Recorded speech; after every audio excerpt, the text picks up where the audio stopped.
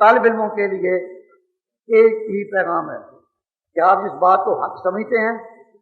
مسالے یا مسلک کو بالکل نظر انداز کر کے عادت بنائیں حق بات کہنے کی۔ جب آپ حق بات کہیں گے اور یہ اندیشہ نہیں ہوگا کہ کون ناراض ہوتا ہے کون نہیں، کون ناراض ہوتا ہے کون نہیں، یہ آپ کو فکر نہ ہو، تو پھر آپ دیکھیں کہ اللہ آپ کی کتنی مدد کرتا۔ حق کے لیے آپ کھڑے ہوں، حق بات کہیں، کسی کی دل آزاری یا اپنی نفس کی خوشی مقصود نہ ہو، کوشش یہ ہو کہ حق کا نام اونچا رہے۔ حضرت تھانوی رحمۃ اللہ علیہ فرمایا کرتے تھے کہ کسی مناظرے میں جانے سے پہلے اگر دعا کرنی ہے تو یہ دعا کرو کہ یا اللہ حق کا بول بالا کا، یہ نہ کہو کہ مجھے فتح دے۔ جب کہو کہ مجھے فتح دے تو نفس آ گیا،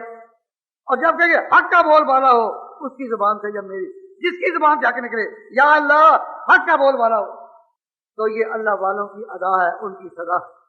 سارا جہان ناراض ہو جائے، گھر مخالف ہوں، زمین ہو، آسمان، کچھ غم نہیں، سارے مخالف ہو جائیں، اللہ والے فکر، گھر مخالف ہوں، زمین ہو، آسمان، کچھ غم نہیں، سب گوارا ہے، مزاج یار گھر برہم نہیں۔